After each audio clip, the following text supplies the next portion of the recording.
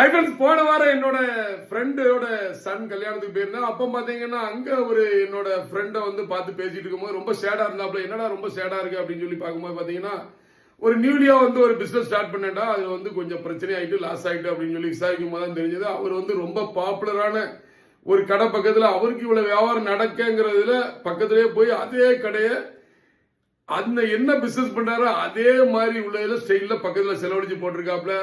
பாத்தீங்கன்னா அவங்க வந்து ஒரு கஸ்டமர்ஸை வந்து பில்டப் பண்ணி அப்படி வச்சிருக்காங்க. ஒரு இது கூட ஒரு 10% தான் இவரால் உரிக்க முடிஞ்சது. Neil customer 10%. ஸோ டோட்டலா வந்து 20%க்கு மேல இவரால் பண்ண முடியல.